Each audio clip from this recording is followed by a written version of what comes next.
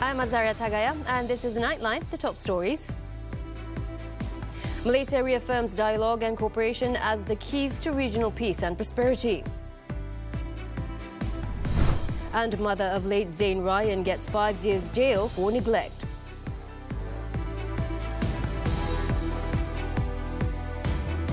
Good morning.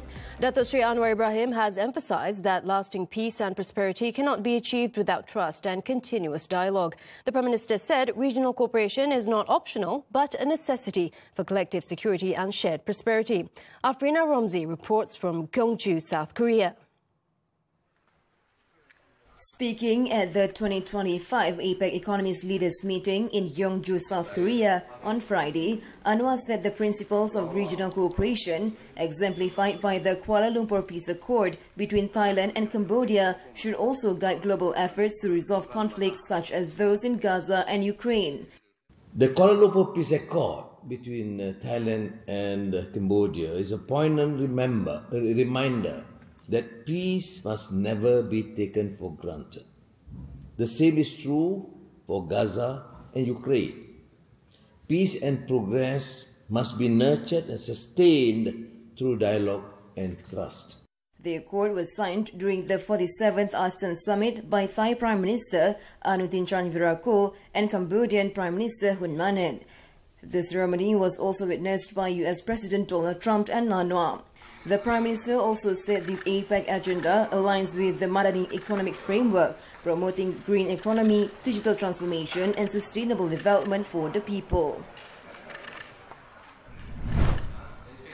In his remarks, Anwar also urged APEC to expand its engagement with Latin American and African regions, saying such efforts would make the grouping a more inclusive and balanced economic bridge. Greater anticipation from Latin America and African economies, either through formal or informal engagements, will translate the APEC agenda into something more substantially transformative, inclusive, and truly impactful. He added that such collaborative approaches are essential to narrow the gap between developed and developing countries. APEC is comprised of 21 economies, mostly from Asia, the Americas, and the South Pacific. Latin America is only represented by Chile, Peru, and Mexico, while Africa has no representation. Malaysia's proposal to expand APEC membership to the Latin American and African region is a strategic move, aligned with the Global South agenda championed by the nation.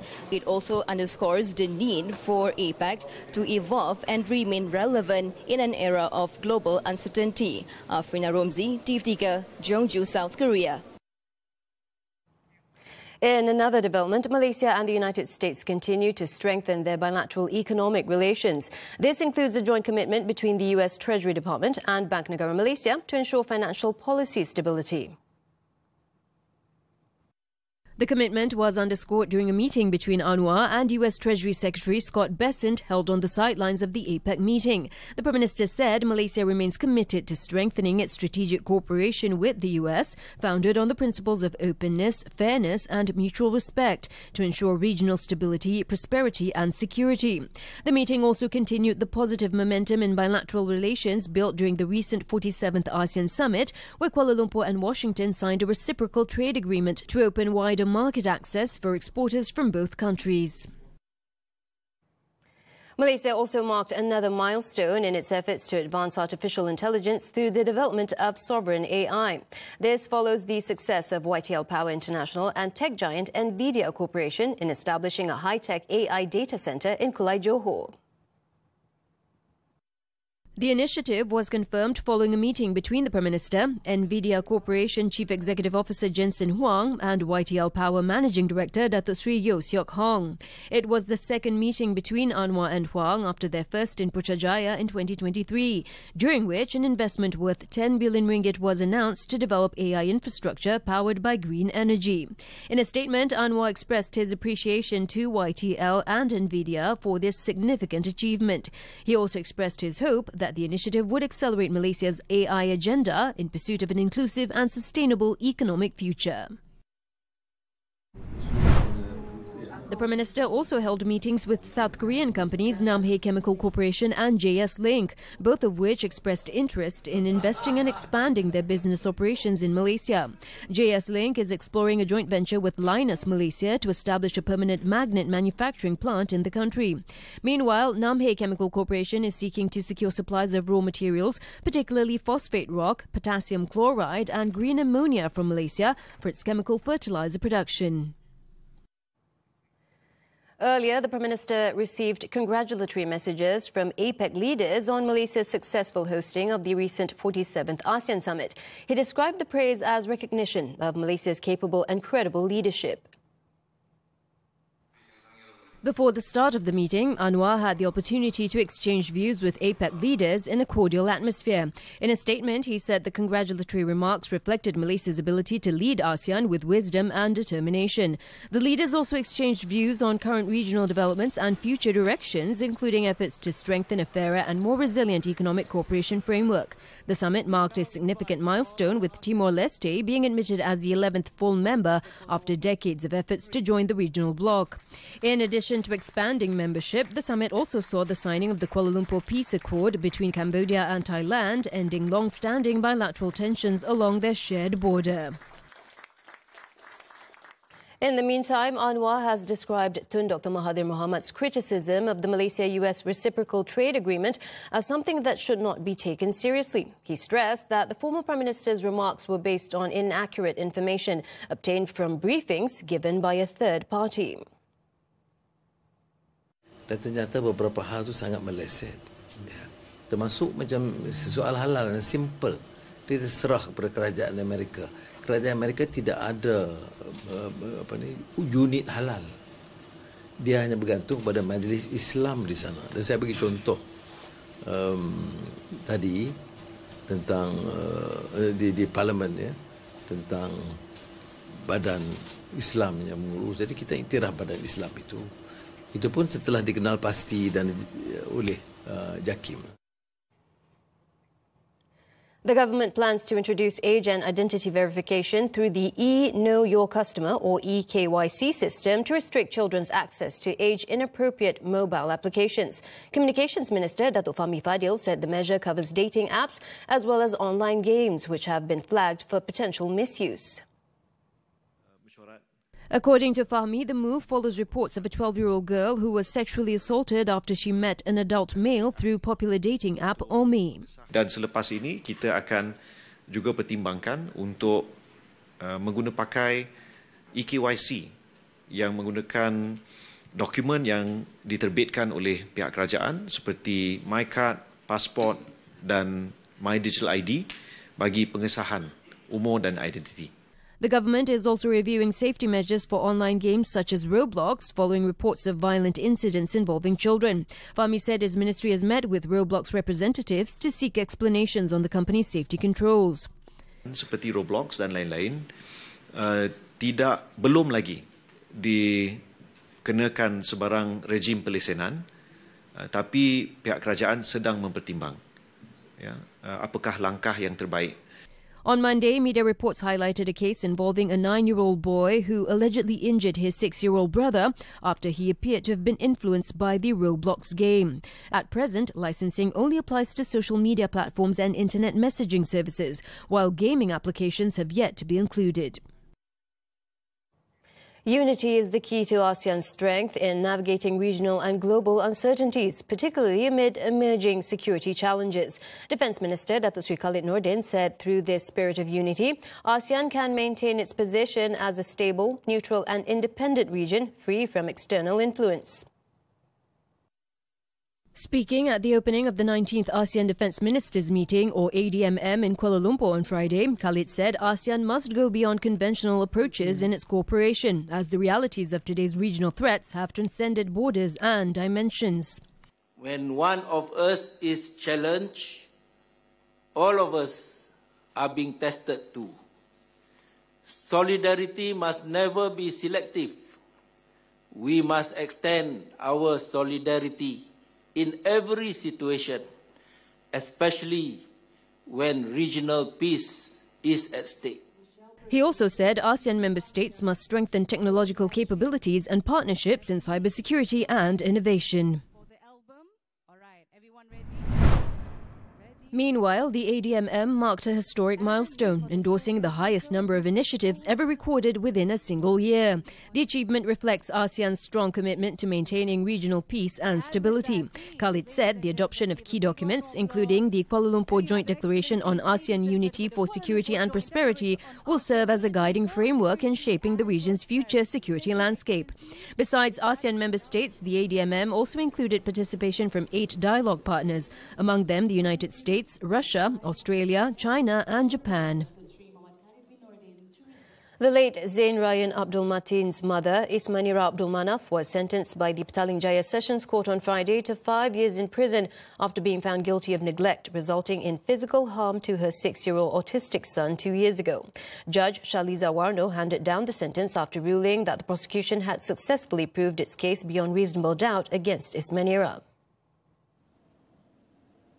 Upon hearing the verdict, Ismanira was seen weeping and then turned to her family members, including her husband, Zaim Ikhwan Zahari, in tears.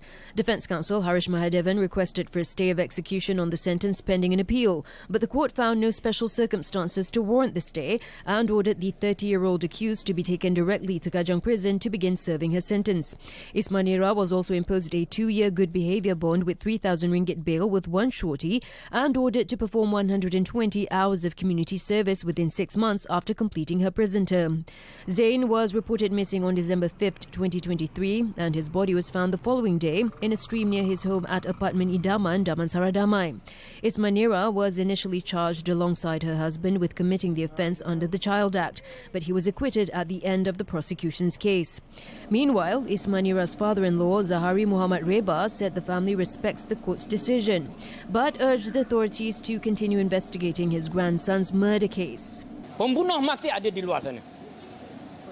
Okay. Saya minta pihak bertanggungjawab meneruskan siasatan dengan telus dan adil.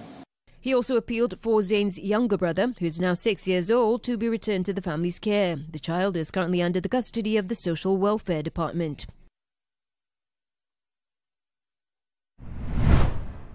Moments after the judge rejected the defence's application to stay Ismanira's prison sentence, a commotion erupted when her husband lost control of his emotions.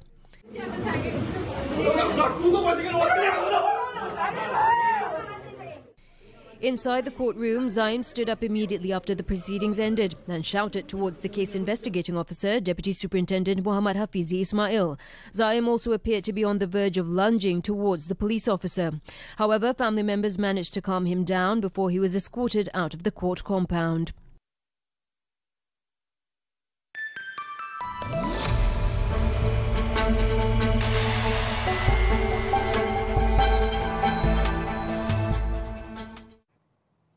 Private sector credit growth in Malaysia continued to gain momentum in September, supported by higher corporate bond issuances and steady business lending. In its monthly highlights report, Bank Negara Malaysia said credit to the non-financial private sector expanded 5.9% year-on-year, compared with 5.6% in August.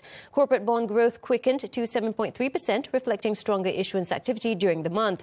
Meanwhile, outstanding business loans rose 5.4%, driven by higher demand for investment-related financing, particularly among large enterprises. In contrast, household loan growth eased slightly to 5.7% from 5.9% in August, due mainly to slower personal financing growth. The overall data indicates that financial institutions continue to maintain sound underwriting standards and sufficient buffers even as credit demand strengthens.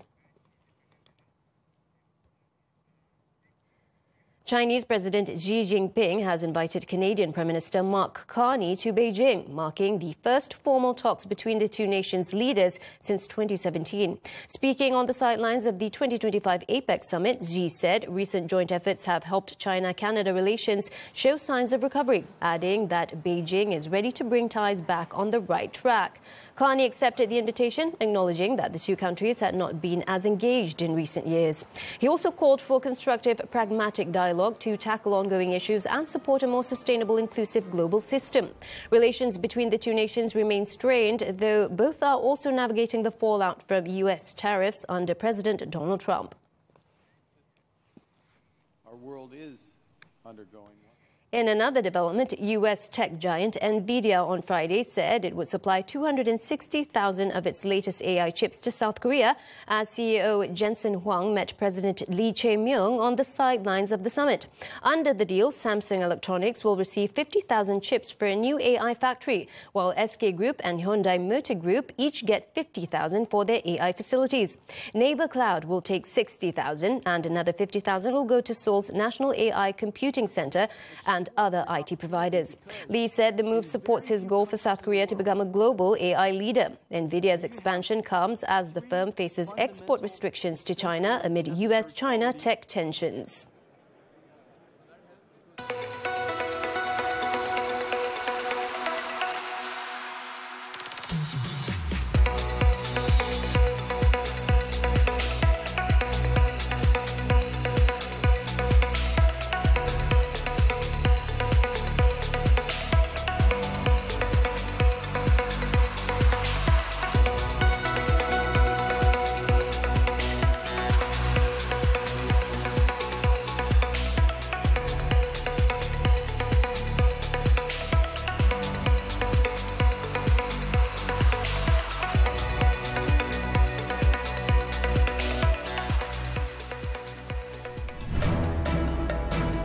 Elephant on rampage kills man. More from the local front after this short break.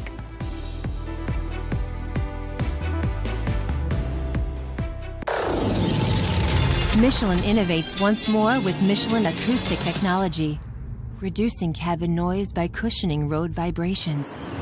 Galvanized. Michelin, motion for life. 난 말이야. 약점 많은 사람들이 제일 좋더라. 야, 영건아, 김영애! 회장님, 제가 뭘 해드리면 될까요? 우리가 덧치려고 기다리는 거야. 혼인신고? 이거라 거짓말은 나쁜 게 아니잖아요.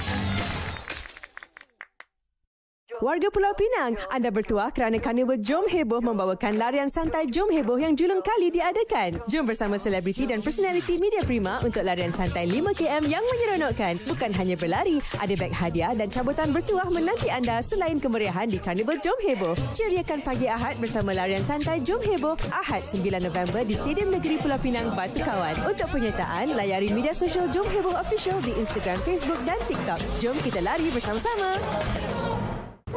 Bayar sewa, bayar apa semua pakai duit saving. Pernah lah sebulan lebih tak ada air. Kita orang sampai putus beras. Tak ada benda nak makan.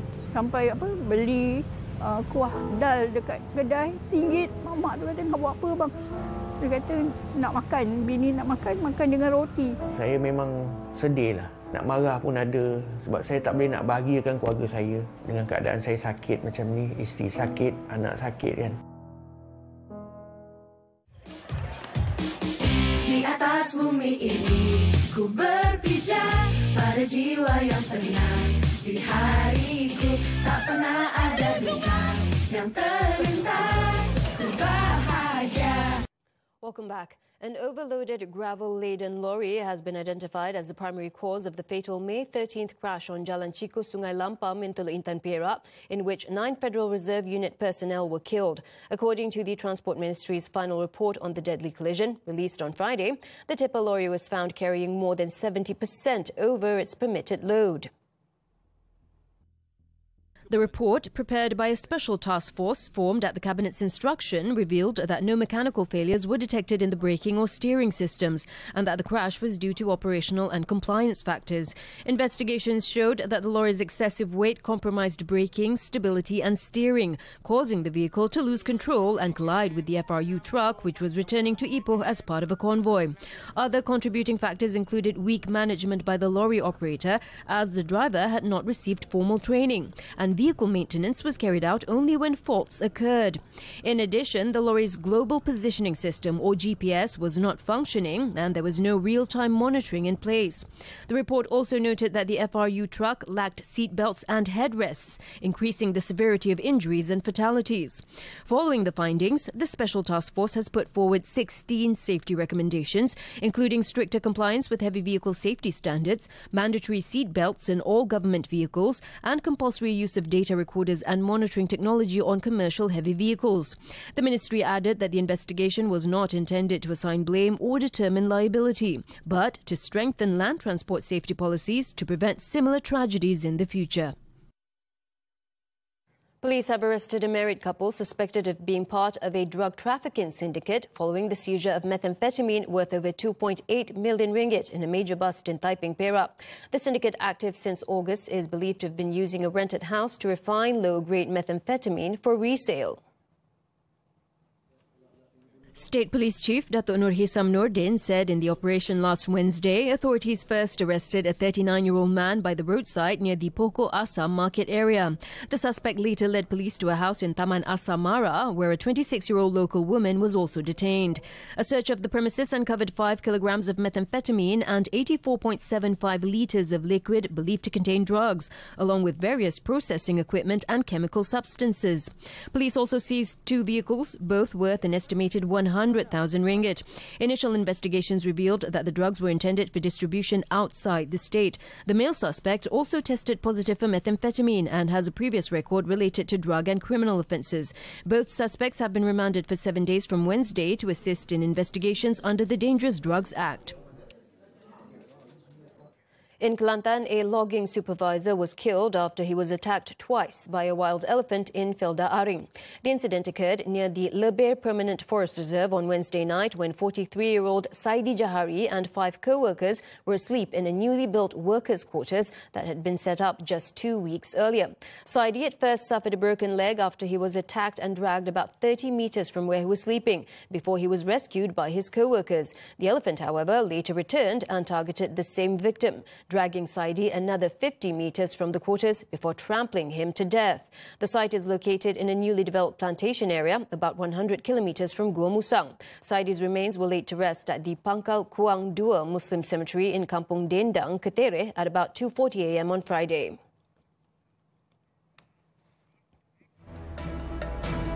King Charles strips Andrew of royal titles. The details when Nightline returns.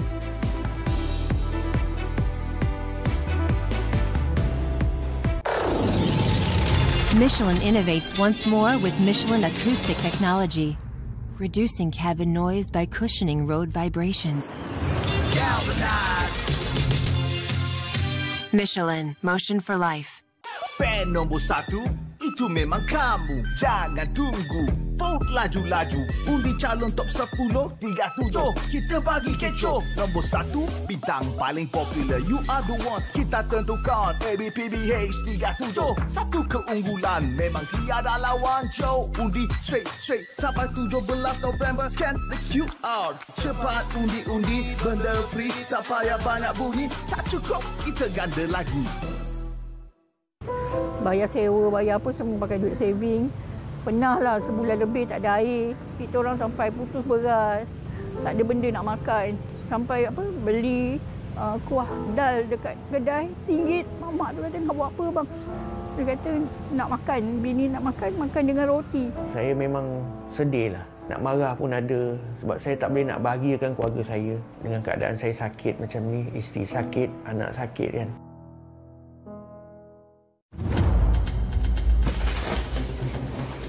Tanah runtuh yang kedua tu yang relap. Saya tinggal ke rumah, dia tak ikut hanyut pergi arah sungai. Masih bau hanyir, dia punya darah jalan. Tiba-tiba saya terdengar dentuman macam buruh yang amat kuat. Sistem antelop menunjukkan signal gelombang gempa bumi. Setakat ini yang dijangkakan kita boleh sekuat 5.5. Top 5 Carta Muzik-Muzik 40 minggu ini.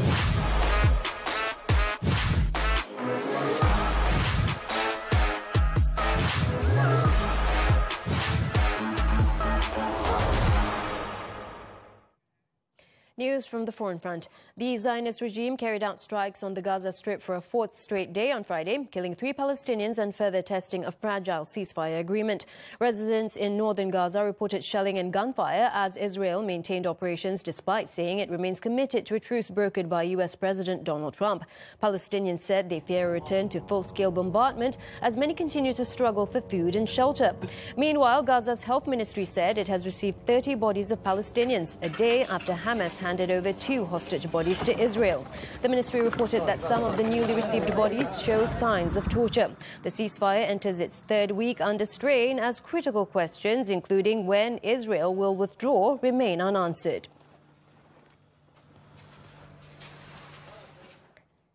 Britain's King Charles has stripped his younger brother Andrew of his royal titles and ousted him from his long-term residence on the Windsor estate, the latest fallout to hit the scandal-plagued royal over the Jeffrey Epstein affair. Buckingham Palace said on Thursday Andrew will now be known as Andrew Mountbatten Windsor as the King begins formal steps to remove his remaining honours. It was understood that he is expected to relocate to Sandringham with expenses reportedly covered by Charles. The move has drawn broad public support, though critics call for greater monarchy accountability. The decision comes after Virginia Giuffre's memoir reignited allegations she was trafficked by Epstein to have sex with Andrew when she was 17, claims he has repeatedly denied. Giuffre took her own life in April, aged 41, while Epstein died by suicide in 2019 in prison, awaiting trial on sex trafficking charges. Singapore police have seized more than 150 million Singapore dollars, or about 483 million ringgit, in assets tied to the Prince Group, a multinational network accused of running large-scale scam centres across Southeast Asia. The assets include 6 properties, bank and securities accounts, and cash linked to Cambodian businessman Chen Zi, who is under investigation for money laundering and forgery. The move follows UK and US sanctions against the network, accused of using trafficked workers to defraud victims worldwide. Police said probes into Chen and his associates began last year after intelligence from the Suspicious Transaction Reporting Office. None of them are currently in Singapore. The United Nations said it is still assessing the full impact of Hurricane Melissa as the death toll across the Caribbean, including Jamaica, Cuba and Haiti, has risen to at least 49 on Friday. It reported that powerful winds and torrential rain flooded streets, destroyed homes and infrastructure, and left vast areas without electricity. The UN described the devastation in Jamaica, the first and hardest hit island, as unprecedented, warning that the needs of affected nations far exceed their response capability. It estimates that around 2 million people will require urgent aid across 6 key sectors, namely food, security, health, shelter, education, water and sanitation, and logistics.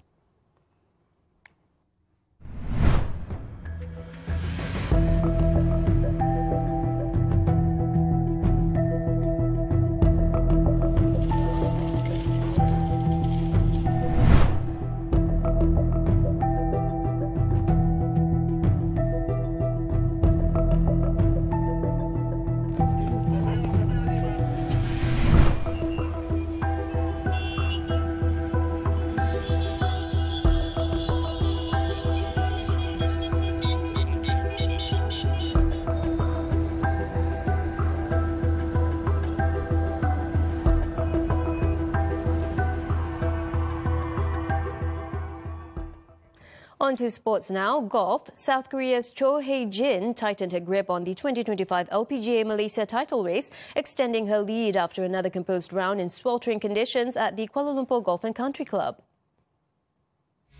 After opening with a superb 64 on the opening day, Hae-jin recovered from a first hole bogey to fire 7 birdies for a 66, holding top spot on 130 total, 5 shots ahead of China's Roning Yin and Australia's Hannah Green, who share second.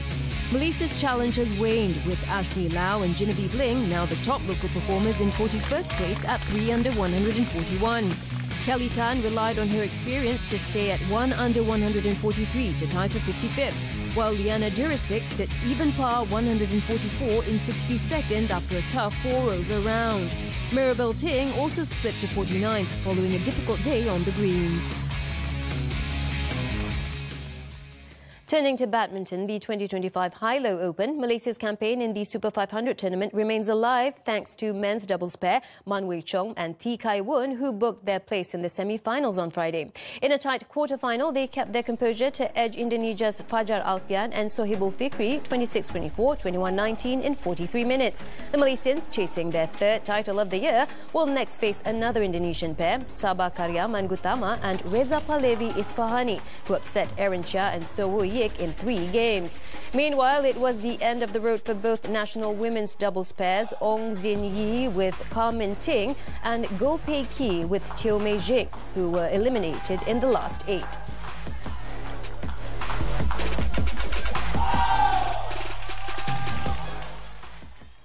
Moving on to football, the Super League, Johor Darul Takzim continued their winning run, dismantling Terengganu FC 5-0 at the Sultan Mizan Zainal Abidin Stadium on Friday night. The defending champions struck early through Bergson de Silva in the 4th minute before Romel Morales doubled their lead just after the half-hour mark. Jairo de Silva then took centre stage, scoring a second-half hat-trick, including 2 quick goals in the 70th and 76th minutes, respectively, as JDT continued to punish Terengganu's defensive lapses. The win sees Zisco Munoz's side extend their lead at the top of the table to 27 points, while Terengganu remain 4th with 13.